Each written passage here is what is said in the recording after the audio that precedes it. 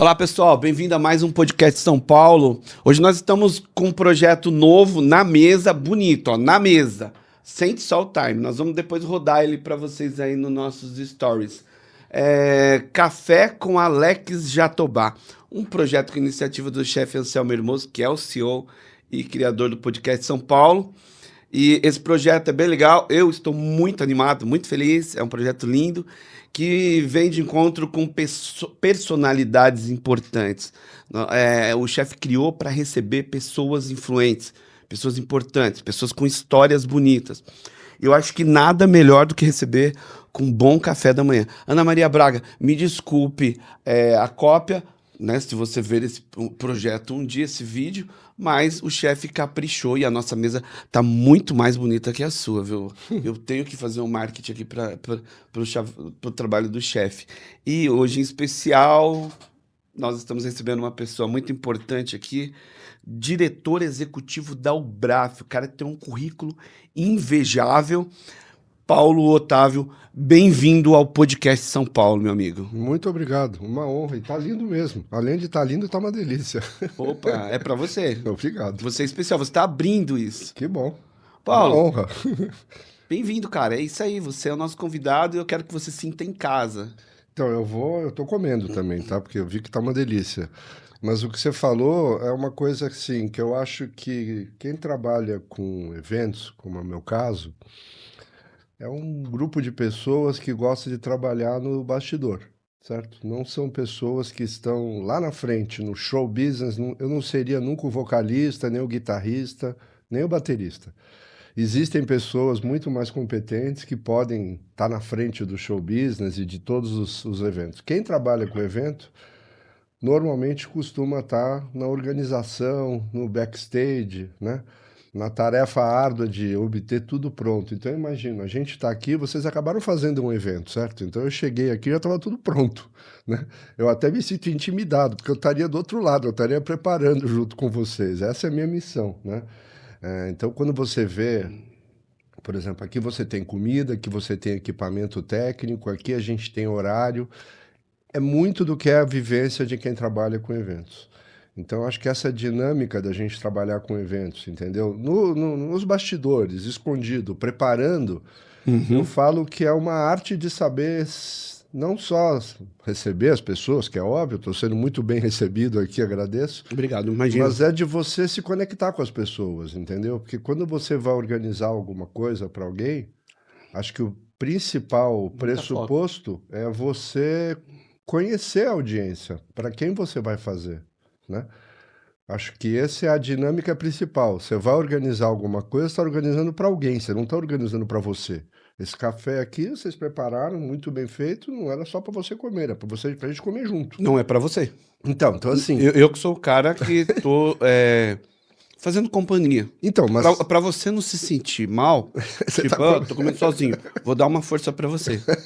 Mas então, é essa conexão que eu falo. Então, a gente, quando está fazendo um evento, você tem que entender primeiro essa coisa. Quem é a audiência? Com quem você vai falar? Aí depois o segundo passo é você criar como você vai criar essa conexão. Então, nessa minha vida aí que você falou aí de organização de eventos, eu já tive a sorte e a oportunidade de trabalhar com o que eu chamo de eventos de entretenimento, glamour, né? Shows, espetáculos da Broadway, trabalhar com o Circo du Soleil aqui no Brasil, tanto do lado de um glamour. Caramba! Já tive a oportunidade também de trabalhar com eventos corporativos.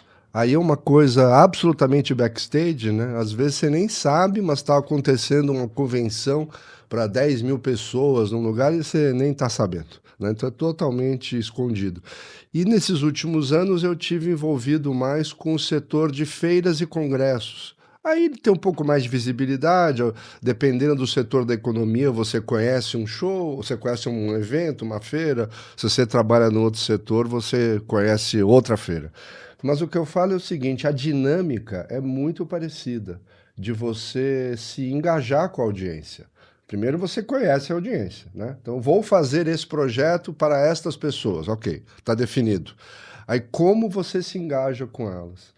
E Eu acho que esses são os segredos. Todo mundo fala, poxa, mas você já trabalhou com show, você já trabalhou com convenções, né, que é eventos corporativos, e você trabalha agora com feiras. O que tem uma coisa a ver com a outra? Eu falo, tudo a ver. A dinâmica é exatamente a mesma. A cara, a forma, a casca pode ser diferente. Pode ser não, com certeza é.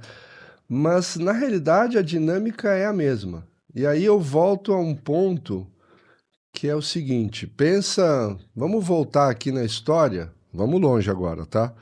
3.000 anos atrás. Vamos voltar para a época de Roma Antiga. Pensa no Circo Máximo.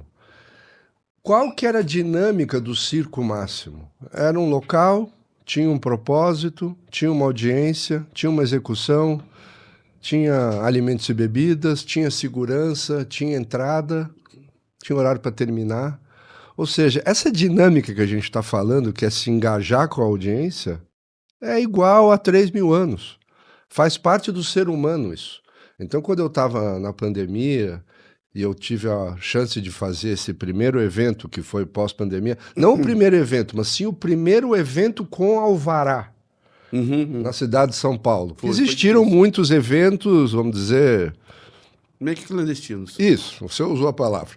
Mas assim, eu queria fazer o primeiro com alvará para mostrar. Então assim, as pessoas falavam para mim, nossa, por causa dessa pandemia, essa coisa de eventos agora acabou, né? Agora vai ser tudo virtual, tudo digital. Eu falo, olha, o digital talvez seja o grande aprendizado que a gente vai ter na pandemia.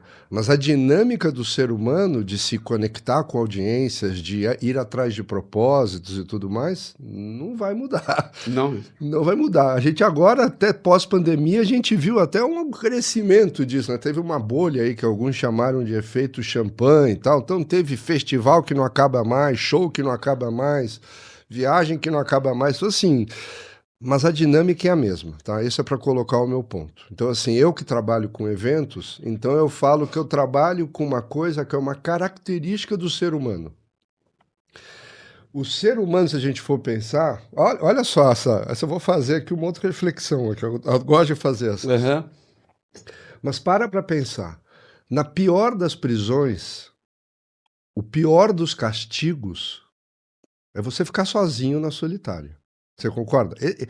Total. Quando a sociedade quer punir alguém, esse alguém vai para uma prisão. Tá ok, cometeu um crime, vai lá, tá certo. Agora, aquele que já está na prisão e tem que ser punido porque fez alguma outra coisa, ele vai para a solitária. Então, nós, como seres humanos, a maior punição que a gente pode ter é a solidão. Com certeza. Eu não conheço o evento de um sozinho. Se você conheceu o evento de um sozinho, talvez o Amir Klink conheça eventos de um sozinho. Já não é um evento. Quando ele pega o barco dele e vai lá para não sei para onde. É o evento de um sozinho. Mas não existe evento do um sozinho. Então o evento fala com multidões, evento fala com audiência, evento fala com preparação, evento fala com planejamento, evento fala com conexão entre uma mensagem e uma audiência. Então, nesse meu período de vida aí, alguns anos, como você falou, algumas décadas, vamos arredondar. 35 anos de estrada. Então, nesse tempo... Isso é um professor, você já passou de professor. O que eu vi é que a dinâmica é a mesma. Então, o evento que você quis, todo mundo fala, nossa, mas você trabalhava com isso, agora está fazendo isso. Eu falo, mas você tem que entender que a dinâmica é a mesma. Somos todos seres humanos. Nós somos gregários. Nós vivemos em sociedade, nós precisamos um do outro. Nós não somos uma espécie de animais, estou sendo aqui antropólogo, né? Nós não conseguimos viver sozinhos. Existem outras espécies de animais que também não vivem sozinhos. As abelhas, né? Os golfinhos, ou seja, nós somos igual. Nós seres, por isso que a gente vive em São Paulo, né? Eu falo, se a gente fosse onça, a gente ia querer morar no meio da Amazônia e cada um ia querer ter os seus 30 quilômetros quadrados para garantir o seu, né? Não é o caso, né? A gente mora aqui em São Paulo. Eu, por exemplo, nasci em São Paulo, moro aqui há 6 décadas. Você é paulista. Sou paulista. Eu nasci na maternidade São Paulo, meu nome é Paulo e eu torço para o São Paulo. Eu tenho. Isso, tá no podcast São Paulo. Exato, então eu tenho credenciais para falar ou bem ou mal de São Paulo. Tá dada essa credencial para mim desde que eu nasci.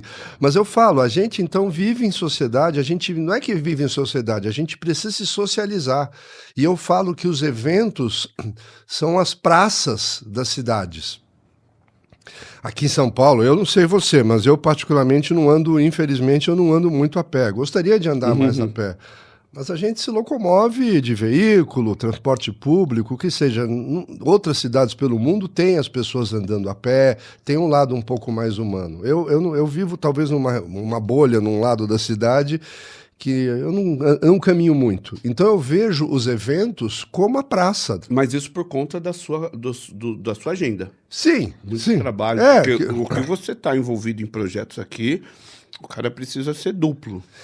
Assim, primeiro que quem gosta de trabalhar com evento, eu falo, é um estilo, tá? Então, assim, eu que já contratei e já despedi muita gente nessa área de eventos, o que eu percebo é que as pessoas que trabalham, todas elas têm uma característica em comum, que é saber conviver com, eu falo, com o conturbado. Né? Se você é aquela pessoa que gosta de tudo certinho, tudo arrumadinho, tudo sem mudança e tudo mais, eu diria que a área de eventos não sei se é um bom mercado para você trabalhar. Porque a área de eventos remete à eventualidade. E eventualidade remete a isso. Remete a, vamos dizer, a coisas que você não planejou. Então você precisa ter um estilo pessoal de trabalho, de enfrentar a vida, que é assim, não é porque isso aqui não está funcionando que não vai acontecer, vou encontrar algum jeito. Então as pessoas que trabalham com evento, que eu sempre selecionei, as pessoas falam, qual que é uma característica que você fala é importante para as pessoas que trabalham com evento? Eu falo que uma das características mais importantes é a curiosidade. Todo mundo fala, mas o que tem a ver a curiosidade? Eu falo, porque você vai ter um planejamento, esse provavelmente vai estar furado e você vai ter que ir atrás para descobrir alguma outra coisa. Eu acho que esse lado da curiosidade faz com que a pessoa pegue o fio da meada, olha, esse fio não deu certo, agora eu vou pegar esse outro lado. Se a pessoa é muito travada, se a pessoa é muito planejada, muito fechada, ela não vai conseguir fazer. Então, é uma área que eu escolhi trabalhar, então, a área de eventos, né? A minha formação inicial foi marketing, administração de empresas, e aí eu comecei a trabalhar numa dessas grandes escolas que existem pelo mundo, que são as empresas de consumo. Eu tive a sorte de começar trabalhando como trainee numa multinacional chamada Unilever. Na minha época se chamava GC Lever, né? Agora é Unilever. Gigante. Mas você pega, por exemplo, a Procter & Gamble, você pega a Nestlé, você pega uma série dessas grandes corporações que trabalham com produtos de consumo, e para quem trabalha em marketing ou vendas, essas empresas são escolas fundamentais. Então eu comecei trabalhando numa organização dessa, aquela função básica do gerente de produto, que aprova a campanha, conhece a nova embalagem, a nova formulação, a vida como ela é para quem trabalha em consumo. E aí eu vi que você... Chama os dois para eles verem, porque o produtor seria legal conhecer ele, que é o menino sonha em ser produtor. Ah, eu vou falar com ele. Sabe o Rafael William lá, aquele que foi polegar lá, que deu... Ah, sei. É o filho dele que trabalha. Ah, que legal. Ele faz produção nossa, eu quero... Porque o seu currículo, ele precisa te conhecer. Pô, só de você... A Rock in Rio todo mundo conhece, jamais, é mundo. Agora, salão do automóvel é desejo. O Salão do Automóvel é desejo, mas eu acho que foi um evento que refletiu um tempo que já não existe mais, tá? Sério? Porque eu acho o seguinte, se você pensar a origem do Salão do Automóvel, ele foi, talvez, né, a figura, a grande Paulo, figura... E come mesmo, porque senão eu vou comer mais. Não, eu tô comendo essa salada, tá uma delícia. Então, eu acabei com salada, eu vou pesar no freio agora, senão eu vou comer mais que o convidado, eu acho que isso não é correto. Quando você foi organizar a Expo Retomada, quais os desafios, os desafios assim, os piores, no sentido, acho que quase que tipo, Alex, tive dificuldade, não tive. Vamos falar dos dois pontos. Quais os desafios? Bom, a Expo Retomada surgiu porque, obviamente, o setor de eventos durante a pandemia parou, né? Totalmente. Eu conheço empresas que ficaram 18 meses sem emitir uma nota fiscal. Obrigado. Valeu, pessoal. 18 meses sem emitir uma nota fiscal. Poucas pessoas e poucas empresas têm uma capacidade financeira para aguentar uma situação como essa. Eu trabalhava numa multinacional nesse setor e durante a pandemia, obviamente, com todos os eventos parados, o presidente mundial da empresa resolveu diminuir o quadro de empregados. O cara tinha começado a trabalhar há pouquíssimo tempo nessa área. E aí eu estava, vamos dizer, eu estava em casa e os eventos não aconteciam.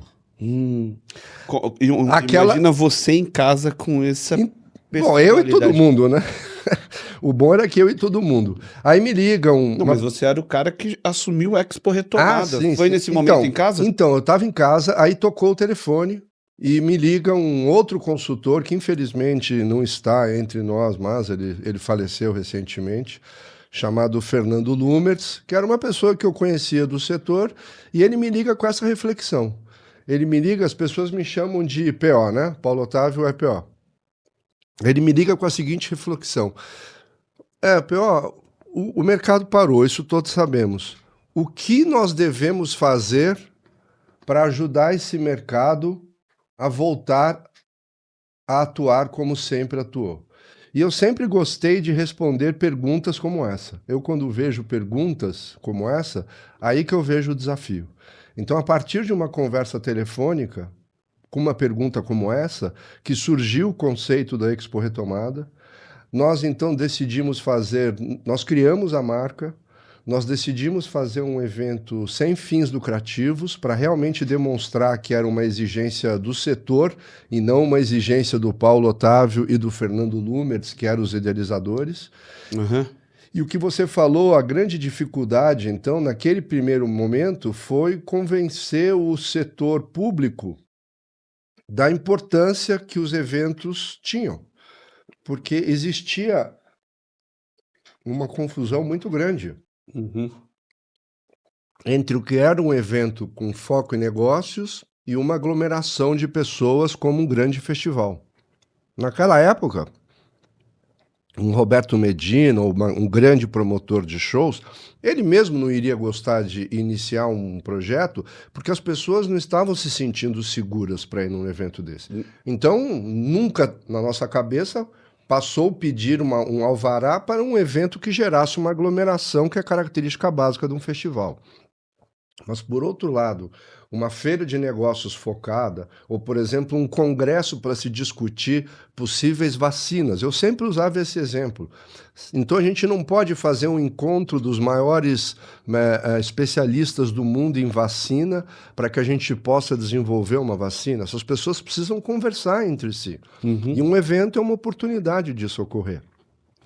Então, o grande problema que eu tive no início foi demonstrar essa diferença entre o que é um evento com foco em negócios e, portanto, uma audiência segmentada, e o que é um grande evento, uma grande feira, um grande show que reúne milhares, centenas de milhares de pessoas. Então, explicar isso ao setor público não foi uma coisa fácil. Qual foi a sua maior dificuldade? Convencer as pessoas a irem para um evento onde se encontrar mais pessoas e aquela coisa, pandemia, pode ter vírus, posso me contaminar, sei lá, ou investidores? Qual foi o maior desafio? Investidores para o projeto ou pessoas irem para o evento? Investidores eu tive, como eu tenho um bom network, e o Fernando também tinha, a gente conseguiu isso, foi a coisa mais fácil, a coisa que nos deu o maior prazer. Porque a gente conseguiu... Tá bom. A gente conseguiu colocar de pé o projeto. De pé não significa ele ter ocorrido. De pé significa ele estar estruturado financeiramente. Colocar o projeto estruturado financeiramente, com apoios, com permutas, com tudo que a gente conseguiu, foi a parte mais prazerosa. Porque a gente conversava com as pessoas que a gente conhece do setor, estavam todos na mesma situação. Expectativa, e eu posso dizer para você que talvez tenha sido um dos únicos projetos na minha vida que eu tive 100% de acerto. Porque 100% do que eu pensei, ou 100% do que eu pedi, ou 100% do que eu negociei, deu certo, tá? Isso não costuma ocorrer no dia a dia, mas aquele projeto... Então, esse lado, para mim, foi muito fácil. Uhum. Agora, o lado difícil realmente foi conseguir o alvará oficial. O nosso objetivo nem era mais importante a gente conseguir o alvará do que o evento acontecer. Porque o evento acontecer, como você falou, existiram pessoas que resolveram tomar esse risco e fizeram um evento sem alvará durante a pandemia. A gente sabe que isso aconteceu. Mas no nosso caso, era fundamental a gente conseguir o alvará. Sem o alvará, a nossa missão não estava completa. Não teria. Ou não teria tido. E eu explicar isso para o setor público foi também complicado. Todo mundo com o pé atrás, todo mundo na incerteza. As incertezas eram enormes, ninguém queria assumir, entendeu? Uhum. Ninguém queria. E aí eu tenho aqui, eu sei que você não quer fazer uma leitura política do negócio. Não. Você pode falar o que você quiser. É que eu acho que quem pôde ter uma visão foi que a gente conseguiu ter naquele momento uma pessoa que estava no governo. E no segundo momento, sim.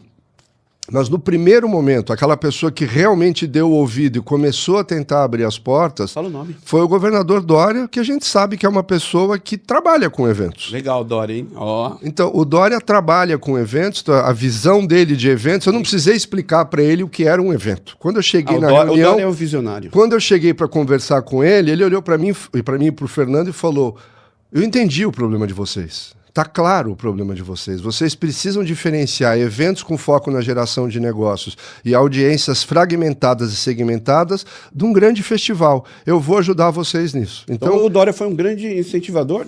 Foi nessa hora que a gente viu que tinha uma luz no final do túnel, porque alguém resolveu assumir um risco. Então eu acho que, assim, quando a gente fala de fazer coisas e fazer projetos, muito do que eu aprendi, você tem que saber gerenciar os riscos, né?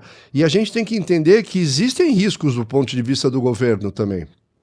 Caramba. Porque você dá um alvará para uma atividade que, como você falou, poderia gerar uma contaminação. Poderia. A gente não sabe. E os participantes? Então, os participantes eram pessoas... Quem expunha era a cadeia de valor, que estava 18 meses sem faturar. E quem visitava era quem quer voltar a fazer evento. Então, o público que fazia, os expositores, ou o público que visitava, foi fácil também, porque esse pessoal estava interessado que aquela roda começasse a rodar de novo. Precisamos voltar. Agora, o difícil foi... o evento começava numa terça-feira e eu me lembro que eu recebi a resposta da Prefeitura de São Paulo para conseguir o alvará na segunda-feira, às 4 horas da tarde, né? Então, assim, foi um projeto de sucesso, mas, assim, o lado doloroso foi... Mas não foi doloroso do ponto de vista de ser ruim. Ele foi doloroso porque era uma coisa que a sociedade estava passando, né? A gente tinha muita incerteza e não sabia como a gente ia conseguir sair disso. Mas tem muita gente que precisa trabalhar. Exato. Do setor? Então, foi o que eu pensava. Eu conhecia casos, por exemplo, de pessoas que trabalham na área de segurança ou pessoas que trabalham na área de limpeza dos eventos. Se a gente for pensar, se o cara é empresário, tem uma empresa, pode ser que ele tenha uma situação financeira um pouco melhor, porque ele é empresário, pode ter algum tipo de reserva. Mas se você pensar o que a gente chamava que era o chão da fábrica, entendeu? O que o pessoal costuma chamar a turma da graxa, os sonoplastas, as pessoas que cuidam da luz, o cara da segurança, a pessoa da limpeza, as pessoas que ficam trabalhando nas bilheterias. Essas pessoas dependem do trabalho físico delas. Essas pessoas, eventualmente, não são empresários. Eles estão lá como pessoas físicas que estão disponibilizando horas de trabalho e pelo qual eles recebem uma receita. Então essas pessoas estavam numa situação terrível. Então eu ficava olhando e falava... Secou a fonte. Então, vamos lembrar que 2020 não tinha a menor condição. 2021 a gente tentou fazer e conseguiu só fazer por uma visão de um político numa cidade que foi Santos e depois, chegando próximo de 2022, que a gente conseguiu daí fazer eventos pelo Brasil com o nome Expo Retomada. Então aconteceu em Santos e São Paulo. Demorou um tempo, né? Demorou um tempo. Eu digo para engajar o negócio. Sim, isso que eu te falo que foi a parte dolorosa da coisa, porque eu sabia que tinha de um lado uma cadeia de serviço totalmente parada e do outro lado um grupo de pessoas que não gostaria de assumir o risco. Então esse balanço é que me criou uma dor, se é que pode dizer assim. Sim, com certeza. O setor que a gente fala, o público que movimenta em São Paulo o que depende da receita de eventos. É muito grande. É muito grande. Ó, só para você ver, os números da Ubraf mostram que num ano... Eu quero que você prove esse daqui. Eu vou querer provar esse bolo aqui. Ah, o que você quiser. Esse bolo tá com a cara Ó, excelente. você tem uma espátula aqui. Ah, Se você quiser...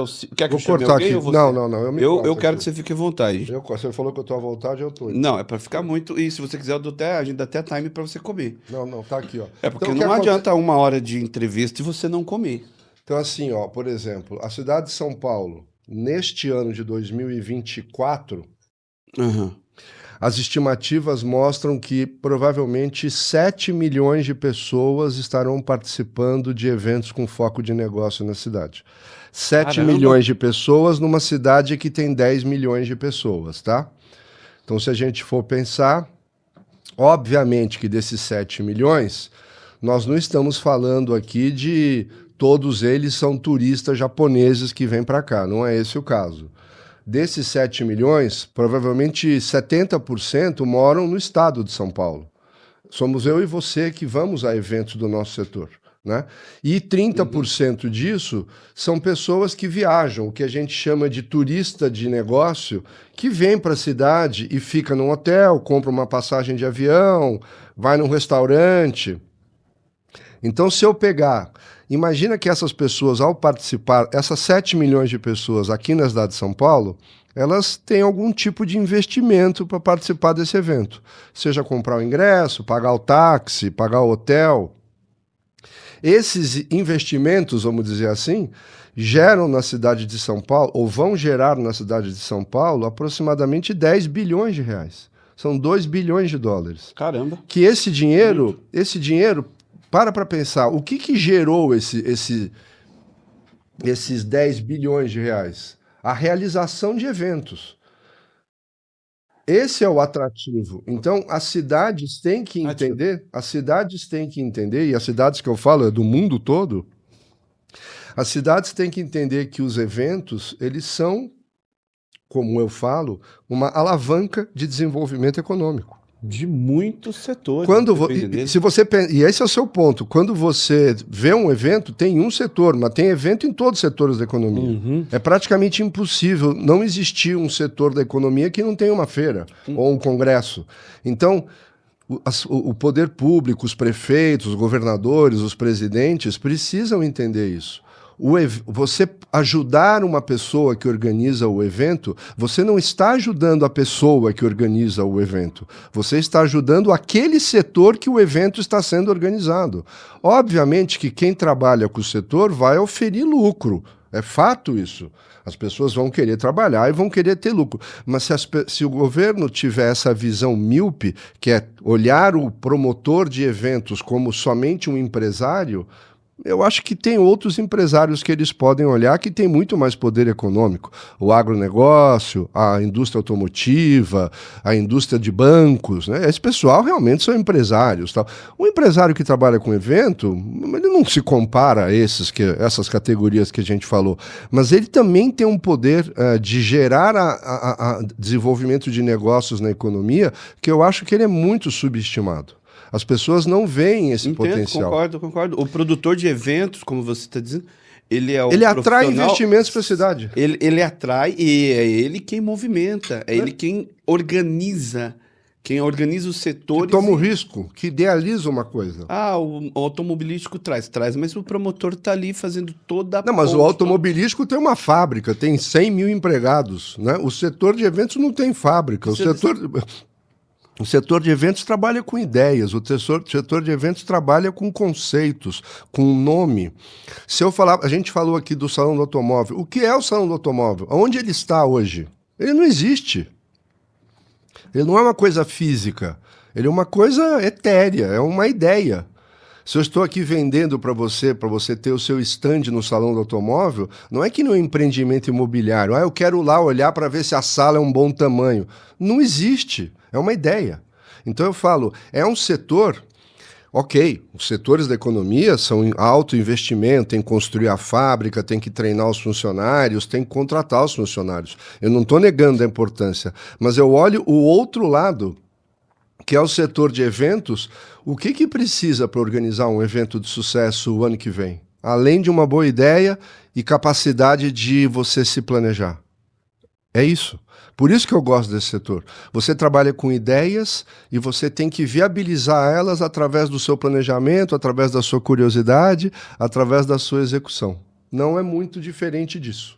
O que a pandemia trouxe de mais ou de melhor assim pra gente? Que ela trouxe de experiência que teve que ser implantado, teve que ser criado, que você Para o criou? setor de eventos, eu acho que Tá tudo ok? Escreve isso.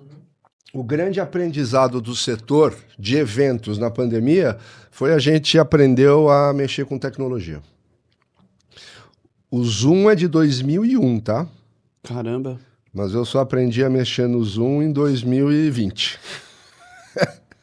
Então, assim, acho que o pessoal de eventos, por ser uma dinâmica de 3 mil anos, desde a época do Circo Máximo, lá em Roma, a gente meio que, como é que eu posso dizer? A gente Ficou um pouco preguiçoso, porque é uma fórmula de sucesso comprovado há milhares de anos. Então, nunca precisou de tecnologia, por que eu vou precisar de tecnologia? Não vou precisar, porque só de eu chamar as pessoas para ir num lugar, já dá certo. Então, acho que esse questionamento que a pandemia nos fez foi válido e foi justo. E eu vejo hoje em dia várias pessoas trabalhando no setor de eventos presenciais que aprenderam e sabem mexer com a tecnologia para ampliar a mensagem que eles estão passando. O que é ótimo, porque ao invés de você ter um limite físico que você vai passar, o salão do automóvel acontecia numa cidade. Mas se você conseguir levar essa mensagem para milhares de lares, países, é muito mais forte, né? É. E a tecnologia é que faz esse pedaço. Então, eu acho que foi um aprendizado positivo da pandemia, foi o setor de eventos saber trabalhar com tecnologia. Demais, Paulo. Sabe por quê? Olha que interessante. Foi comprado uma SUV há uns 7, 8 anos, aquela Kia Sorento, só para levar o executivo, na época era uma executiva que fazia o atendimento, a Monique, para reuniões, com o motorista só para isso. Esse carro, ele pertence à empresa hoje, ele está no estacionamento guardado, sem uso, sem utilidade, porque as reuniões são via call. Gerou economia, tempo, que mais? A tecnologia trouxe para a gente economia, tempo, acho que mais assertividade, de repente. Não, alguma redução de custo, eu acho também. Você como produtor expert em produção, serve um suco para ele aqui, não deixa a gente faltar nada aqui. Eu ponho aqui, tá ótimo. Você dá uma mexidinha, ou vai assim Não, mesmo? vai assim mesmo. O que você vê, Paulo, que mudou também? Eu vou fazer primeiro uma pergunta que para mim é muito importante. Acabamos de sair de uma eleição, Isso. Ricardo Nunes reeleito, prefeito. Sua opinião, Ricardo Nunes fez um bom trabalho, tem feito um bom trabalho a favor de investimento nos eventos de São Paulo, no setor de eventos? Eu acho que sim. Se a gente puder ver, ele é uma continuidade do trabalho do Bruno Covas, né? Foi bom do Bruno? Foi um trabalho muito bom do Bruno. Eu vejo, por exemplo, vamos analisar o exemplo de lugares de eventos, né? Foi a partir de uma visão de Dória e Bruno Covas que o AMB deveria ser privatizado, que não é uma função da Prefeitura do Estado de São Paulo manter um recinto de eventos. Existem outros exemplos no mundo de cidades que mantêm o seu centro de eventos, mas infelizmente o Brasil e São Paulo não estavam como um exemplo positivo. O AMB era um equipamento decrépito, com goteiras, com ratazana, e era o principal local de eventos da América Latina. Ele tinha uma importância fundamental. Quando ele foi construído na década de 70, ele foi responsável em colocar São Paulo como um dos principais destinos de feira de negócio do mundo. Então, os idealizadores na década de 60, que construíram em 1970, são verdadeiros visionários. Mas, infelizmente, a manutenção desse empreendimento visionário estava muito ruim. E eles tiveram a coragem e o foco de propor a privatização de um espaço. Então, falando do Ricardo Nunes, por exemplo, se você pegar a SP Tours, que era a empresa que gerenciava o espaço, né, era uma empresa altamente deficitária. Porque o negócio de gestão de espaços para eventos é uma coisa muito específica que a prefeitura não tinha o conhecimento. Então, eles passaram a ser de gestores, eles passaram a ser concessionários. A SP Tours, então, passou a ser concessionária. Eles concederam o espaço para alguém e realmente aí recebe uma parte da receita de quem está organizando. Então, a SP Tours, que era extremamente deficitária, durante o governo do Ricardo Nunes, se tornou altamente positiva. Tem a gestão de um presidente lá extremamente competente, que é o Gustavo Pires, um cara jovem, um cara que gosta do setor de eventos, um cara dinâmico, entendeu? E acho que essa foi uma escolha pessoal do Bruno Covas, que o prefeito Ricardo Nunes manteve. E eles fizeram isso, e a SP Tours hoje, por exemplo, tem um trabalho de atração de eventos para a cidade de São Paulo espetacular. Eu vou só citar, por exemplo, esse ano foi realizado o primeiro jogo da NFL na América Latina, na América do Sul, porque no México já tinha, né, antigamente. Então teve o primeiro jogo, a cidade de São Paulo é a única cidade a ter as 3 categorias oficiais da FIA no Autódromo de Interlagos, né? Então, assim, eu acho que São Paulo, durante a gestão do Ricardo Nunes e do Gustavo Pires, eles entenderam a dinâmica que os eventos podem propiciar de alavanca econômica numa cidade como São Paulo. Então eu vi o prefeito pessoalmente empenhado em atrair eventos. Parabéns, Ricardo. Ele viajou ao exterior junto com o Gustavo para buscar eventos e, olha, eu nunca tinha visto um prefeito fazer isso antes. Eu já tinha visto o prefeito querer aparecer na foto ou no dia da abertura da feira, subir lá no palco e pedir o microfone para fazer um discurso. Isso eu já vi vários. Agora, um prefeito que vá atrás de eventos, como o Ricardo foi junto com o Gustavo Pires, eu particularmente não tinha visto. Então eu chego a dizer que o trabalho dos dois foi exemplar. Eles conseguiram entender a dinâmica vendo outras cidades do mundo, as cidades da Alemanha fazem um trabalho espetacular. Algumas cidades dos Estados Unidos, como Las Vegas, fazem um trabalho extraordinário. E eu acho que São Paulo, quando ganhou o jogo da NFL para acontecer aqui, eu mandei uma mensagem para o Gustavo Pires dizendo que a São Paulo mudou de liga. Se a gente estava na segunda divisão, não é uma metáfora, tá? Não. Se a gente estava na segunda divisão, a gente foi para a primeira divisão. Porque quem estava lutando contra São Paulo, só para ter um exemplo, para ter o jogo da NFL, era a cidade de Madrid e o novo estádio do Real Madrid. Ixi. É só você dar uma pesquisada para ver... É Tubarão e Baleia. Exatamente. Nada contra a Neoquímica, mesmo eu São Paulino, tá falando... São Paulino.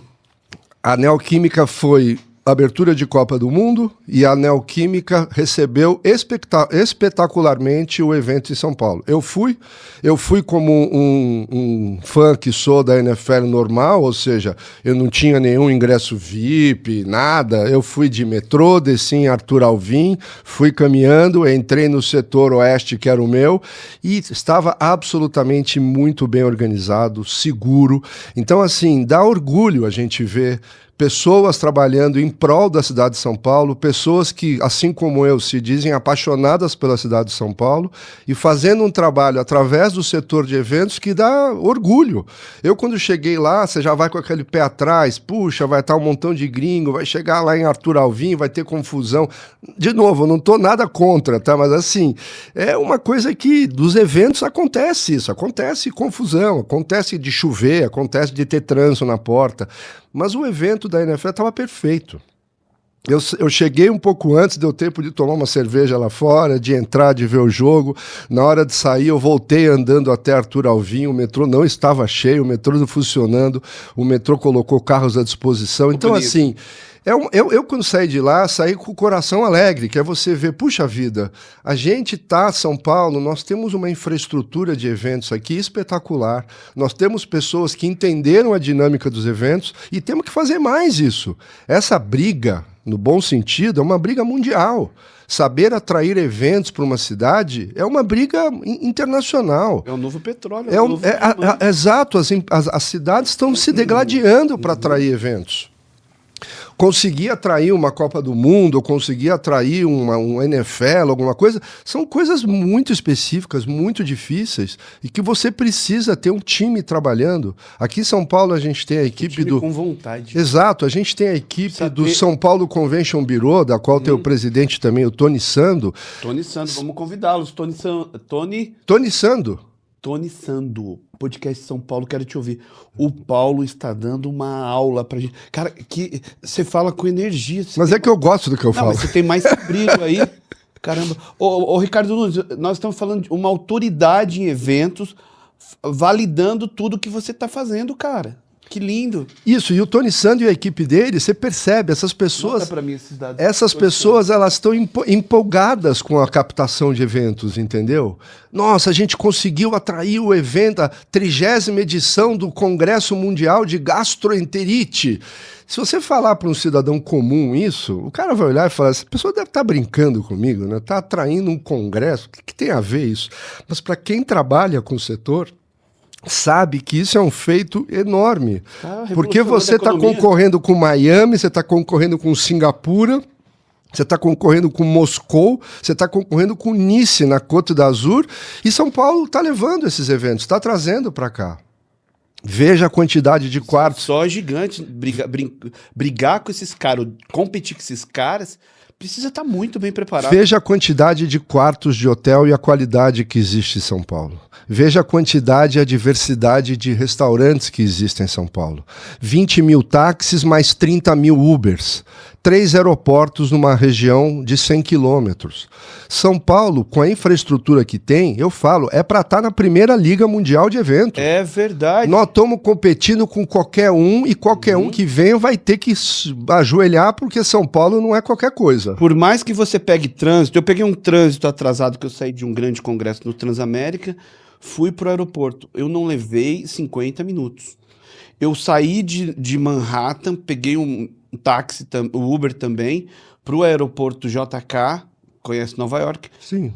1h40, perdi meu voo. Trânsito é uma coisa que não é só um defeito de São Paulo. São Paulo é um defeito de qualquer cidade. Metade do tempo. Trânsito não pode ser colocado na nossa conta como uma coisa negativa, porque é uma coisa de qualquer cidade do mundo. Eu trabalhar com evento... Mas estamos melhor.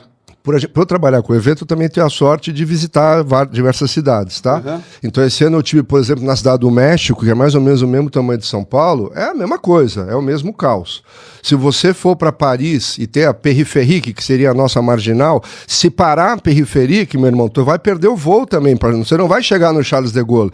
Então, isso são coisas que fazem parte dos grandes centros. Não é uma... Aí eu vejo, às vezes, pessoas comparando São Paulo e tal, aí você vai ver, eu pergunto, mas onde você mora?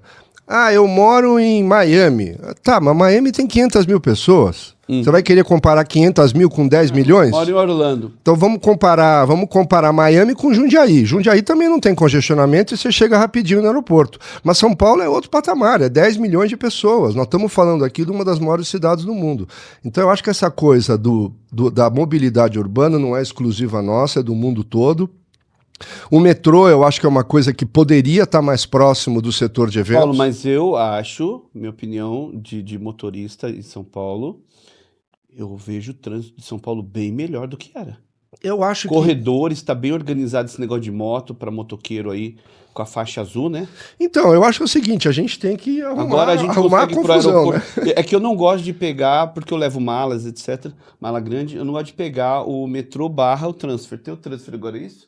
Tá saindo agora, gente? Esqueci. Tá agora. Eu não consigo. Eu prefiro... Agora eu tô optando ir com o meu carro, vou pagar lá. Não é muito barato deixar, mas eu prefiro deixar. Mas eu digo, a matemática da rota Uber, eu sei que agora entrou um ponto que eu não tinha visto, então eu até buscam em você a resposta para isso. Nova York tem uma população maior. É, Mas a rota Manhattan-JK é quase que a mesma. sim, mas tem um metrô que vai até o E aeroporto. aqui é melhor. Então, o que eu falo é o seguinte: se você me perguntar uma coisa que precisamos e podemos melhorar aqui em São Paulo, e eu vou sempre usar o exemplo da Alemanha, que a Alemanha, o apoio a eventos na Alemanha não é uma política de governo, é uma política de Estado. Sai Angela Merkel, entra Olaf Scholz, a coisa continua a mesma lá, não muda nada. E aqui a gente sabe que não funciona muito bem assim. Entra um, sai outro, muda tudo, né?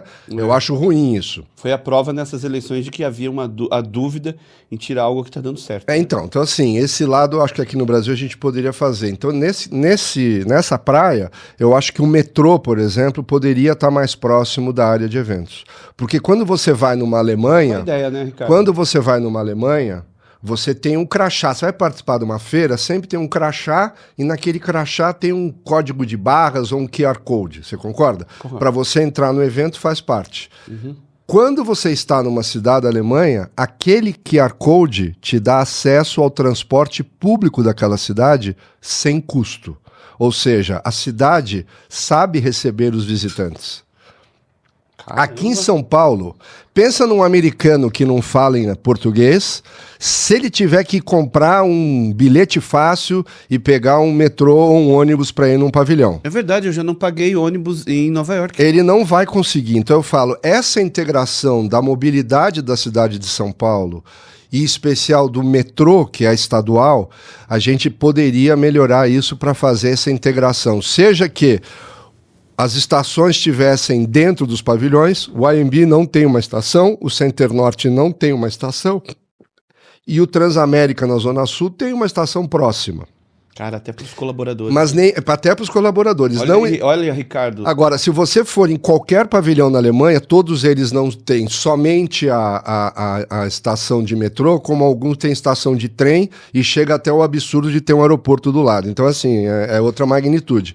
Então, eu acho que essa inserção do metrô, do transporte público da cidade, em saber receber os turistas, se a gente for pensar do ponto de vista de receita, quanto isso vai custar para a cidade de São Paulo? Todo mundo fala, mas aí não vai pagar a passagem, não é justo, porque a pessoa que está aqui vivendo paga a passagem.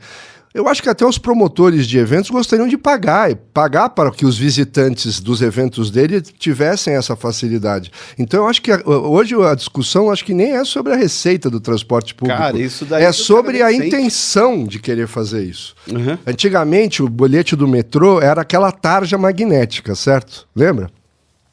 Com a tarja magnética, você fazer a integração disso com os crachás dos eventos era mais difícil. Mas hoje o metrô é QR Code. É um papelzinho com QR Code. Então, assim, não é um problema tecnológico. Põe até no celular. É um problema de mentalidade, eu diria. Da gente conseguir sentar numa mesma mesa e mostrar a importância e a facilidade que isso ia gerar. Eu acho que, assim, do ponto de vista de desenvolvimento urbano... Você tem algum projeto sobre isso? A gente está tentando trabalhar com isso. Eu não já desisti. Chamou o Ricardão para bater um papo? Não, ainda não, porque o que ele tá implantando de ideias novas... Eu tenho certeza que ele vai dar o apoio, mas essa é uma coisa que a gente precisa do governo do Estado, porque não é aquela coisa... Ah, mas você já tem ali, então, tá casado. É aquela coisa assim, não sei porquê aqui em São Paulo... aqui em São Paulo ou em outras cidades do mundo, a prefeitura é responsável pelo metrô. Aqui é o Estado, talvez por interligar mais de 30 cidades e tal. Mas tá ali já. Então, assim, é uma coisa que eu e o Paulo Ventura, que é o presidente do Conselho de Administração da Ubraf, a gente colocou isso como um projeto prioritário. A gente conseguir fazer essa integração do transporte público na cidade de São Paulo com os promotores de eventos para facilitar. Mas isso também implicaria que os centros de convenções que existem hoje deveriam ter uma estação de metrô próxima, ou que centros de convenções futuros que viessem a ser construídos, essa fosse uma exigência do planejamento. Não adianta você fazer um centro de convenção... Isso muda muito a mobilidade. É um projeto forte teu aí que tem ganhado bastante terreno. Eu estive a convite de alguns investidores em Curitiba, porque Curitiba está pensando em lançar um centro de convenções novo. Obrigado. Esse é do chefe. É. Mesmo que você não consiga, Você precisa dar uma bocada nele, uma mordida nele. Um centro de convenções novo em Curitiba, e uma das exigências básicas é exatamente essa. Curitiba já é famosa por ter um sistema de mobilidade boa. Curitiba é maravilhosa. E que o centro de convenções novo esteja integrado a isso. Ou seja, isso tem que estar na concepção. Não adianta fazer depois. Então tá, vamos fazer o centro de convenções, depois chega lá a estação. Não. Tem que ser no momento zero. Correto, concordo. E aí eu fico pensando, o metrô começou aqui em São Paulo na década de 70 e o AMB foi construído na década de 70. Ou seja, nós temos 50 anos que a coisa ainda não chegou na porta. Então, mas não faltou um Paulo para chegar e sugerir opiniões, Então, sugestões de... isso vai mobilidade, vai gerar economia, vai gerar menos tempo para aquele trabalhador, porque ele trabalha na hora do evento. É que na minha leitura... Tem o turista lá que vem... Na minha leitura isso é tão óbvio. Você sabe que o gringo, ele tá acostumado com o metrô. Sim. Então, para ele não é problema. Em Londres existe Eu até brinco, Paulo, que o único lugar que eu ando de metrô é em Nova York, em Londres e Paris. Londres não, Paris e Nova York. É os lugares que eu ando. Em Londres, eu vou dar um exemplo para mim que Londres eu não tive ainda essa oportunidade de andar de metrô. Eu já morei em Londres. É bom o metrô lá? É perfeito, é o mais antigo, talvez, um dos mais antigos, com certeza, do mundo. E Nova York eu acho o trem muito ruim. é sujo, né? Nova York, a gente for pensar, é o paraíso da ratazana, Eles né? precisam melhorar isso. O de São Paulo é muito melhor. E O de agora São tem Paulo o pessoal é... dormindo no... Então, o de São Paulo é limpo, o de São Paulo é eficiente. É verdade. O de Nova York é barulhento, é velho, tem ratazana pra tudo quanto é lado. Eu moro na Vila Olímpia, eu acho lindo aquilo ali. Eu tô andando às vezes na Marginal, eu não sei dizer, tá? Aí eu passo, o que é esse negócio lindo, grande? Então, mas deixa Aí eu te o falar... Anselmo fala pra mim, é estação, Alex. É? Falei, que estação com cara de shopping é essa? Deixa eu dar o exemplo de Londres. Em Londres tem um local para eventos que é o Olímpia. O Olímpia, eu acho que aquilo lá antigamente era uma estação de trem. Acho que era. E tem uma linha que vai de Earls Court a um outro canto. E aí, não, mas você para ir nesse local de eventos, você vai nessa linha e para na estação Olímpia. Eu falei, mas não existe essa estação. Estação Olímpia. É o nome do local de eventos. Aí o que acontece? É uma estação que só abre quando tem evento. Que legal. Então no dia a dia que eu passava, e já passei algumas vezes lá, não tinha evento, você não via que tinha aquela estação. Mas quando tem o evento, aquela estação funciona. Então assim, são coisas meio óbvias e meio básicas, que às vezes o óbvio básico é que é difícil da gente fazer, né? Aí precisa de pessoas com a sua expertise e currículo você está no lugar certo. Você está 2 anos, né? 2 anos na UBRAF. Lugar certo. E chamar esse povo para bater papo. É que a gente representa um setor da economia que eu falei, não tem muita visibilidade, que são os organizadores de feiras e os seus fornecedores. Então, às vezes a gente conhece os produtos que são organizados, mas não conhece os organizadores, né? Mas esses insights... é de vocês. Então. Vocês que precisam dar eles pro poder público. Só que isso que eu tô te falando, infelizmente, é a leitura dos políticos. Porque o político, quando eu e o Fernando, quando a gente ia batalhar o alvará da Expo Retomada, as pessoas olhavam pra gente e falavam, vocês são do Rock in Rio. Então eu falava, olha, educadamente, o Rock in Rio é um parceiro porque ele faz parte da nossa cadeia de valor de eventos. Mas nós não temos nada a ver com o Rock in Rio porque o nosso negócio é completamente distinto. Mas não é tudo evento? Então o que eu escutava era essa palavra, mas não é tudo evento? Então eu acho que a gente paga um preço da palavra evento ser muito genérica. A palavra evento, para ficar só no C, tá? Carnaval, congresso e casamento. São 3 eventos que começam com C, que não tem absolutamente nada a ver um com o outro, mas eles são eventos do ponto de vista de organização. Então a palavra tem um excesso, um pecado de ser muito genérica, e as pessoas que não trabalham no setor, isso não pode ser visto como uma coisa ruim. É uma característica. Quem não trabalha no setor de evento não entende. Acha que evento é tudo evento. E não é. E isso a gente precisa, então, caminhar, e toda ajuda é bem-vinda. Eu tenho que acrescentar, e o corporativo, na verdade, colocar um monte de coisa, depois abrir um monte de abas assim, para explicar para o pessoal. Você acha que precisa o poder público, junto com a UBRAF e demais órgãos aí, mas eu acho que a UBRAF é muito forte, o setor que vocês vamos chamar, representam, né, o gerem. Sim, sim. Você acha que seria legal criar algum outro canal de comunicação que chegasse, que fosse mais para as pessoas, que informassem mais sobre eventos? Porque evento é tão importante, cara. É que é o Evento seguinte, atrai tanta coisa. é que se eu falei a dinâmica é a mesma, Coisa positiva, né? a dinâmica é a mesma do congresso, do carnaval e do casamento. A dinâmica é a mesma. Todos precisam de um local, todos precisam de energia, a dinâmica é a mesma. Mas o engajamento é completamente diferente. Então, essa é uma coisa que eu falo, por isso que não existem muitas mídias que falam de eventos. Porque como cada evento tem um assunto, é difícil você criar uma coisa que abranja todos os setores. Você vai ficar tão genérico que ninguém vai conseguir entender o que você está falando. Porque na cidade de São Paulo, num dia tem uma feira de pet, no mesmo dia tem uma feira de segurança, no mesmo dia tem uma feira de médicos e no mesmo dia tem um congresso de psicanalistas. Então, assim, gente, é muita coisa distinta. Muitos setores, muito... Então, você falar para o segmentos. grande público isso só vai funcionar quando você falar daquele assunto. Quando viver a experiência, né? Quando o congresso X for importante, aquele congresso vai aparecer no Jornal Nacional. Se o congresso não for importante, não vai aparecer nunca no Jornal Nacional. A gente sabe disso. Então, é um setor que paga pela grandiosidade que a palavra eventos assim o faz e a especificidade do engajamento. Aqui em São Paulo, por exemplo, a gente tem um vereador também muito engajado, que é o vereador Rodrigo Goulart, também foi reeleito agora. Rodrigo Goulart, vamos bater um papo com a gente? O Rodrigo Goulart também é outro que você vê muito envolvido com o setor, e ele fez uma lei aqui em São Paulo, que quando eu conto, todo mundo fala, nossa, mas que lei, nada a ver.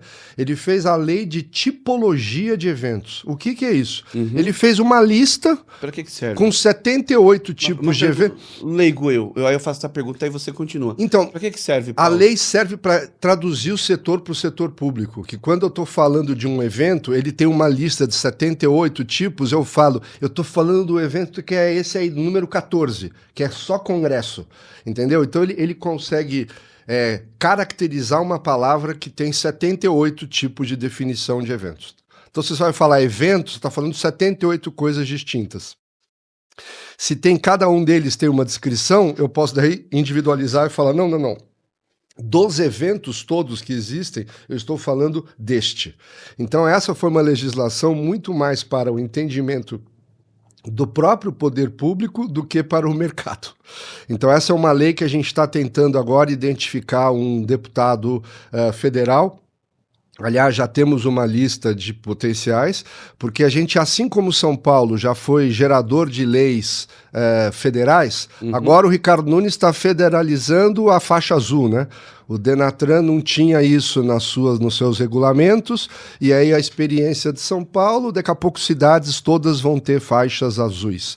Foi assim com o cinto de segurança, que começou na cidade de São Paulo, foi assim com a proibição de fumar em locais fechados e bares e restaurantes, começou na cidade de São Paulo, Caramba. E depois isso acabou virando lei federal. Então eu acho que na nossa grande confusão de 10 milhões de pessoas, quando a gente encontra uma lei, a gente tem mais necessidade de ter as leis, porque são 10 milhões de pessoas, e aí depois que essa lei tenha, ela viaja e vai... Então, eu já tenho contatos, né? Eu já tenho contatos de outras cidades que trabalham com eventos, que falam, me manda essa lei da tipologia aí, que a gente vai querer fazer igual aqui, porque é perfeita essa lei. Então a gente tem que entender que São Paulo tem um exercício social aqui maior, então as leis podem começar por aqui, e aí eu vejo que tendo essa conexão com o prefeito, com o secretário de turismo, ou o secretário da SP Tours, que seja, ou com o governador, ou com a Câmara, ou com a Assembleia Legislativa, com os vereadores também. Então, assim, o trabalho está aí para ser feito, entendeu?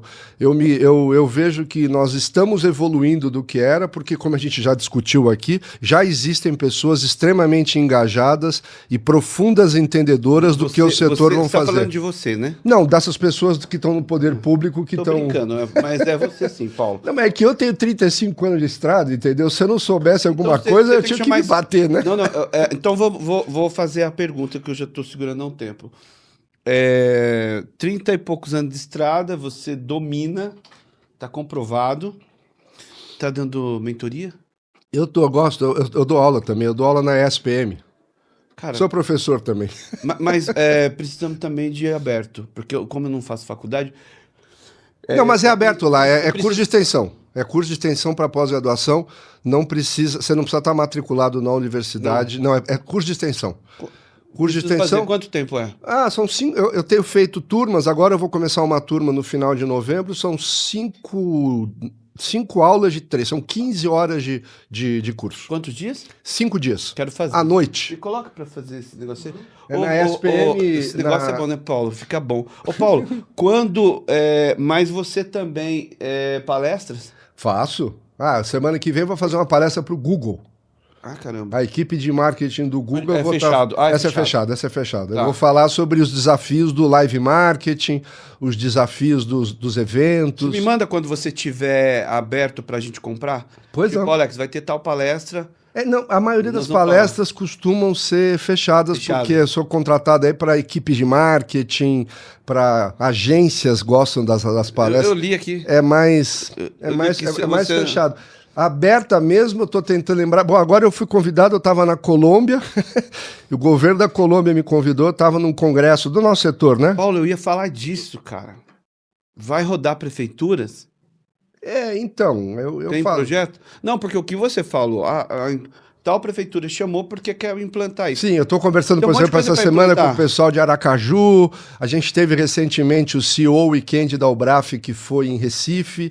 Recife é uma cidade que está com 2 centros de convenções que se complementam, um para congressos e outros para grandes feiras. Eles têm um equipamento de um hotel novo lá, que é o novo Hotel Marina, e todos esses investimentos foram pensados somente para a área de eventos.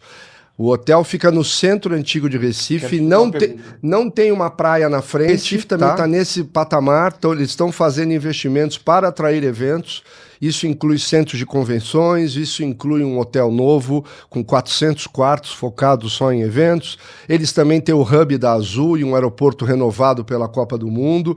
Então a gente vê cidades pelo Brasil Muito muito potencial. bem estruturadas, com um potencial maravilhoso. Essa semana eu estou indo para Brasília, não para falar no Congresso com qualquer político. Caramba, você tá eu tô indo todo lá, lugar. eu tô indo lá para falar exatamente dessa estrutura que o setor de eventos pode e deve fazer. Uma cidade que é um hub aéreo e que tem uma cadeia de hotel enorme lá, por razões óbvias, e que está sendo potencializado como um lugar no centro do Brasil, que se você quer fazer uma convenção ou uma feira, todo mundo tem o mesmo tempo de voo para ir para Brasília. Então é um lugar que tem um potencial incrível.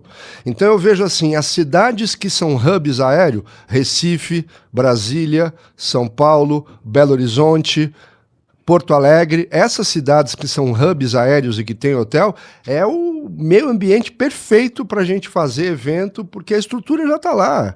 Eu não preciso pagar pelo hotel, ou pelo aeroporto, ou pela avenida, ou pelo metrô. Graças a Deus já está lá. Eu preciso me aproveitar disso para atrair investimentos, para atrair receita e para atrair visibilidade para as cidades, né? E tem.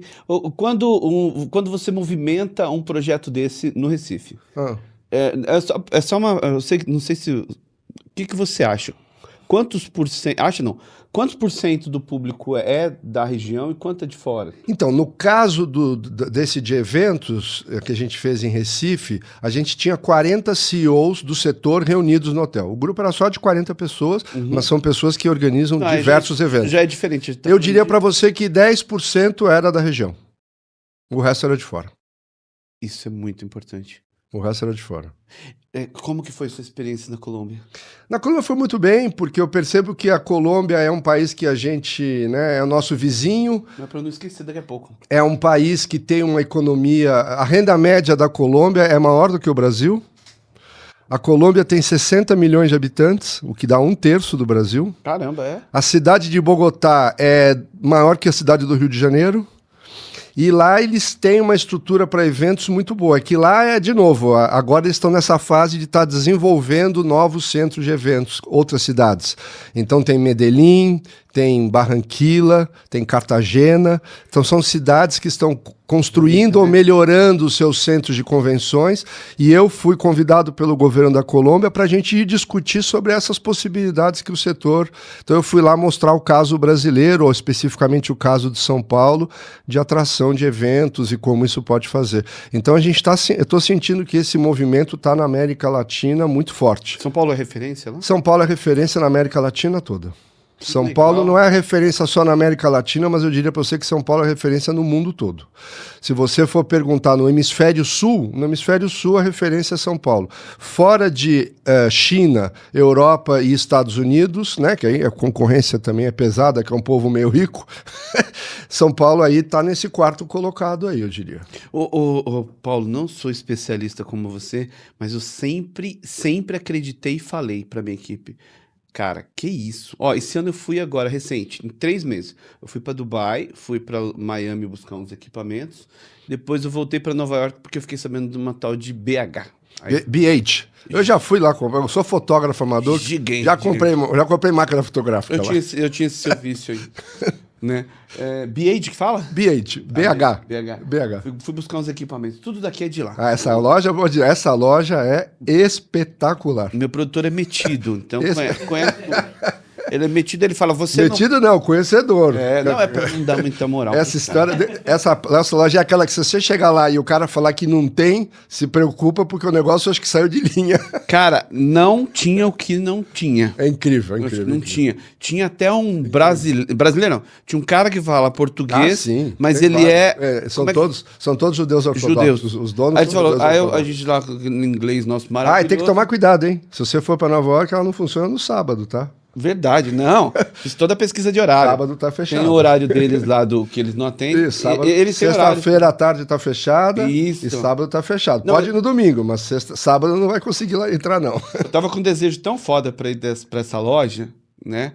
Porque o menino fez propaganda, pesquisamos, ele falou, tem que ser o microfone lá tem Shure, tem que ser câmeras não sei do que, com lente não sei do que. Equipamento de qualidade. Cara, dá pra comprar quase um puta carro. Então, e se você vai para um estúdio, é isso, eu que sou fotógrafo, é isso, se você for... Qualquer coisa com tecnologia, aquela loja tem, é incrível, incrível. Eu fiquei indeciso. De tanta coisa. E aí eu falo assim pros caras aqui, pra minha equipe, pro pessoal. Como a gente movimenta muita gente, né? Nós voltamos agora pro AMB, nós tivemos uma dificuldade para entrar, mas o cliente exigiu, a gente acabou entrando. O evento foi maravilhoso, gigante. São eventos de alto faturamento, né? Foram 3 eventos para um cliente que nós passamos de 1 dígito, né? De 7 dígitos. De 7 dígitos acima, coisa e tal. E eu falo para os meninos, não se engane. Eu viajo para caramba, tô indo agora, daqui 20 dias estou indo para Portugal, fazer Itália, dar uma subida. O que eu quero trazer já também, aproveitar que ele quer um Note. Ele já aproveita, ele quer um Note. E ele falou, era bom uma câmera para a gente fazer externo. Boa. Microfone eu trouxe também da BH. Então eu vou dar uma olhada em Portugal. Se você souber, quiser me dar umas dicas. Portugal não coisa assim para dizer parece a parte que tá de equipamento. Bom, não é. Sim, mas como a BH não existe. Não tem problema. Eu não compro agora e vou para BH. Talvez na China você encontre alguma coisa melhor, mas eu acho que para passar da BH eu acho difícil. Em dezembro eu quero ir para Nova York. Que eu tenho umas manias. Não, eu tenho essa mania. É frio pra caramba. A primeira vez que eu fui em Nova York, há 10 anos atrás, eu nunca vi neve. Cheguei lá. Viu 2 metros de neve. Não sei quanto abaixo. No dia que eu cheguei, não tinha. Depois no dia seguinte. Fui dormir. Eu parecia criança. Quando eu acordei para tomar café, eu fui tomar café na rua, em Nova York. Neve, tudo branco. Eu já peguei isso. Nossa, Não, eu adoro. E você destrói o sapato, né? Porque eles jogam sauna no chão. Quando eu cheguei nosso sapato, não sabia que não pode usar o nosso. Meu sapato de couro, eu cheguei no hotel, deu dó. Tive que jogar fora o sapato. Verdade. O sapato ficou todo manchado, sujo. Tem que usar bota, hein, pessoal? Não, o tênis molhou e gelou o pé. Então, mas o meu sapato o tênis tem que ser deles. E olha que eu gostava daquele sapato de couro. Não é que era bom, eu só gostava dele. Tive que jogar fora. É verdade. E o tênis nosso molha. O deles não derrapa. Aí eu comecei já a aprender. Agora já tenho o meu kit de sobrevivência.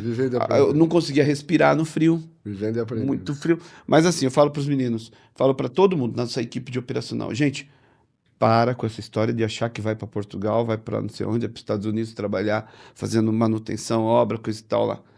A melhor cidade do mundo para ganhar dinheiro, São Paulo, setor de eventos. Entre as melhores do mundo, eu diria para você. Eu considero. Tá cheio de oportunidade. Sabe por cheio que eu de considero oportunidade. melhor, Paulo? Porque o cara geralmente não fala, não tem um bom inglês. Infelizmente. Segundo, não tem um currículo validado lá, uma formação validada. Aí ele fala, vou para lá para ganhar dinheiro. Não, cara. Estuda, busca conhecimento aqui em São Paulo, no Brasil, preferência estar em São Paulo, tem oportunidade. Eu concordo. É um lugar espetacular. Tem muitas oportunidades. O setor de eventos, eu falo, eu nunca vi ninguém falar o meu primeiro... Vão de lanchinho agora? Não, já tá ótimo, já tá ótimo. Não quer provar um lanchinho do chefe? Não, tá ótimo, obrigado. Fechou mesmo? Um Fechei. docinho? Não. Tá satisfeito? Muito. Eu não vejo ninguém falar meu primeiro emprego foi na área de eventos. Mas eu vejo milhares de pessoas falar o meu primeiro trabalho foi na área de eventos, porque a área de eventos é uma área democrática. Você não precisa ter formação em Harvard para trabalhar com eventos. Você precisa ter um perfil e uma vontade de querer trabalhar em eventos. Obviamente que existem qualificações que você precisa ter, mas assim, a gente não é uma área que gera empregos. Nós somos uma área que gera trabalho.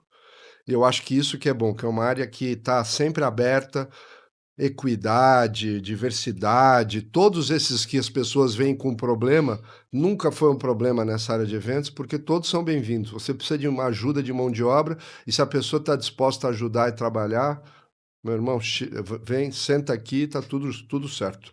Então você vê pessoas com capacidade... Assim, é a maior democracia que pode ter no setor, porque não existe um tipo específico para trabalhar em evento. Existe uma personalidade específica para trabalhar em evento, que é você querer se relacionar com os outros, que é você ter curiosidade, como eu já falei, que você ser bom de comunicação, né? Que você ter disposição para trabalhar, porque é uma área que trabalha muito, não é uma área que trabalha das 8 às 5, não é? Se você gosta de trabalhar das 8 às 5, também não é a área para você vir trabalhar. Então, assim, é uma área que sabe receber essas pessoas que querem trabalhar. Você falou da Ana Maria Braga, né? Que você falou da inspiração aqui no começo. Ela é uma que fala. Ela trabalhava na Alcântara Machado. Ela começou a trabalhar em feiras, a Ana Maria. Mas o que ela fazia? Ela trabalhava em feiras como recepcionista, se não me engano, na época dela. Caramba, só pode. Bonita, né? E daí depois, ela comunicativa do jeito que é, tal, virou esse ícone da televisão brasileira. Mas quantas histórias a gente não tem de pessoas que começaram a trabalhar em eventos? Em eventos a gente não fala em emprego, em eventos a gente fala em trabalho. E o trabalho eu diria que é muito mais, muito mais empático do que você falar em trabalho. E remunera bem, né, Paulo? Ah, dependendo da área, sim. Remunera bem. Dependendo da área, sim. E capacitação. Eu não vou segurar muito você, o menino tá me cobrando o seu tempo, né? Sim, Paulo, capacitação, você acha que a gente precisa melhorar? Precisa e muito. Mão de obra? Você falou em inglês, é fundamental que as pessoas tenham uma segunda linha, uma segunda língua. É fundamental que as pessoas conheçam sobre tecnologia. É fundamental que as pessoas conheçam sobre processos de sustentabilidade, que é um desafio do setor. Então, eu acho que precisa muita capacitação no setor, não só no setor de eventos, tá? Eu acho que capacitação e educação, como a gente fala, é o grande desafio para qualquer nação que quer ser grande. E o Brasil é grande, por enquanto, só em tamanho, né? A gente não é uma nação vista pelo mundo como, né, grandes empreendedores e grandes empresas. Nós somos aqui fechados no nosso castelinho aqui na América do Sul. Não exploramos, né, Não Paulo? exploramos esse nosso benefício mundo afora. Ô, Paulo, falar de você rapidinho aqui pra gente fechar. Eu sei que eu me perdi, eu deveria ter jogado já isso pra você. Você é coautor do livro Marketing do Entretenimento. Editora Senac. Legal. Você quer falar um pouco? Você tem o autor do livro de fotografias preto e branco. Meio visível. Meio visível. Como assim preto e branco, meio visível? Eu sou fotógrafo e gosto de tirar fotos. Minha inspiração é Cristiano Mascaro, um fotógrafo brasileiro, Henri Cartier-Bresson, Manuel Álvares Bravo, um fotógrafo mexicano, Lee Friedlander, um fotógrafo americano. Essas são fotos que eu gosto. E eu, humildemente, com a minha máquina, andando pelas viagens que eu faço pelo mundo, eu acho que a melhor forma de você conhecer um local é você caminhar por esse local. Então humildemente, sem lenço, sem documento, sem mapa, com uma máquina tirando fotinhos preto e branco, que eu só tiro preto e branco, tá? Legal, eu gosto. E aí eu tive a chance de conhecer um grande editor de fotografia chamado Éder Chiodeto. Uhum. Eu acho que ele viu alguma coisa no meu olhar fotográfico e ele me Esse ajudou. cara tem algo diferente. Peraí. Cabe a ele dizer isso. E aí a gente junto fez um livro que é vendido nas lojas especializadas. Eu diria para você que não é um sucesso de vendas, mas é um sucesso de coração, de uma coisa que eu fiz com muito gosto. E Eu vou muita procurar o emoção. seu livro, depois eu te mando uma foto. Ô, Paulo, onde que foi a foto sua, assim, que... Essa foto eu não sei, estava inspirado ou o país me inspirou, o local, não sei. Eu tô agora. Aquela que marcou, assim, a sua preferida. Hoje à Onde foi? tarde eu vou estar falando exatamente sobre esse país, que eu estou organizando uma viagem para lá. Já tive a oportunidade de viajar muito pelo mundo. Foi uma foto que eu tirei no Japão, em Tóquio. Eu me lembro que eu fui e aí a reunião começava numa terça-feira e eu cheguei no sábado. Então eu fiquei sábado, domingo e segunda, 3 dias sem agenda. E é você andar por uma cidade que você se sente absolutamente um estranho, né? Naquela cidade gigante, maior que São Paulo, acho que é o dobro de São Eu tô Paulo. loucura, O me dobro falta de São conhecer. Paulo. Você não entende patavinas da língua. Então eu andando pela rua, eu me lembro que eu tirei algumas fotos que eu gosto particularmente muito. E tem uma delas que eu acho que é uma foto que traduz bastante as fotos que eu gosto de fazer, que são fotos assim, como eu chamo, andando na rua, são fotos não posadas, são fotos sem flash, foto normal. Só que a foto tem Manda lá pra gente, tem um qual momento. qual é essa? Eu vou colocar lá, não tem nome, é uma foto, eu vou colocar, você vai entender. Não, teve uma foto, essa foto, peraí, pegou o Trump sendo salvo. Qual uma foto aí? Não sei. Ah, uma dessas que estão por aí? Não sei, uma que você fez aí, essa é a foto. Liga pra gente, né? Eu coloco essa do Japão, que é uma foto que eu tirei na rua. É uma pessoa falando ao celular e essa pessoa falando ao celular, ela está meio que se comunicando com um cartaz de uma propaganda. Então eu acho Nossa. que é uma ligação que não existe, mas eu vi aquela ligação acontecendo. Eu tô tentando imaginar. E ficou legal. Tô tentando imaginar, porque é uma cena comum, Isso, uma cena mas que... você... Exato, é uma cena que o meu olhar olhou ali e falou: olha só, eles estão conversando entre si. Eles não estavam conversando entre si, obviamente, mas para mim eles estavam, e eu registrei, e a foto é uma conversa de 2 pessoas que uma delas não existe. Tá no seu livro? Não, essa não tá no livro, incrivelmente essa não tá. Então, cara, a foto mais que marcou muito Não, você... mas quem faz a edição de fotos é o editor. Nessa hora o fotógrafo é mero agente. O editor é que tem a soberania de selecionar as fotos. Ah, então, e ele mas pegou eu preciso e ele dela. escolheu um outro caminho criativo, por isso que essa foto não está incluída. Nossa, mas essa fica pra memória nossa, então. Tá bom. Eu tô curioso. Eu vou colocar, tô curioso. você vai entender. Aí você tem um podcast Isso. BO do marketing. BO do marketing. Caramba, porque a gente gostei. só discute os problemas. Ah, gostei. Não discute as soluções, discute os problemas. Eu fiz uma primeira edição, uma primeira temporada, e agora eu estou pensando em fazer a segunda temporada. Essa é uma coisa que dedica o tempo, né? Estou vendo você aqui, você tem uma estrutura, precisa de tempo, não é uma coisa simples. Então eu preciso encaixar isso na minha agenda. Eu acho que durante o próximo ano eu vou conseguir fazer a segunda temporada. A primeira temporada tem 10 episódios. Bora, que BO você do precisar marketing. da gente também, tá aí, fica o estúdio, fica se você quiser, bem que você deve ter toda uma estrutura também. Para fechar, eu preciso falar do seu trabalho, autor do livro Gestão e Desenvolvimento de Alianças Estratégicas. Sim, isso foi o resultado da minha dissertação de mestrado que eu fiz na Dom Cabral. Esse era o tema da minha dissertação. E aí depois um editor também viu que era um assunto diferente e aí teve a publicação do livro a partir da minha dissertação de mestrado. Legal. O que foi o CEO Weekend? É isso? Me ajuda a pronunciar. O CEO Weekend é uma reunião onde eu coloco os principais líderes do setor de eventos para discutir assuntos que sejam transversais, ou seja, assuntos que afligem a todos, seja você um promotor de feira, seja você um gestor de recintos de eventos, ou seja você um fornecedor. Me interessa. O tema deste último CEO Weekend em Recife foi a eficiência dos eventos. A gente foi lá conversar sobre eficiência. No ano passado, falamos sobre como tornar os eventos sustentáveis. Então é um tema e a gente fica lá 2 dias, reclusos, numa sala, fazendo toró de ideia. E conhecendo muito, aprendendo muito. Isso. Aprendendo não, é a relação entre as pessoas, né? O conhecimento mútuo de cada um que acho que ajuda. É aí que aprende, sim, Paulo. Sim. Não é o conhecimento individual e sim o conhecimento coletivo.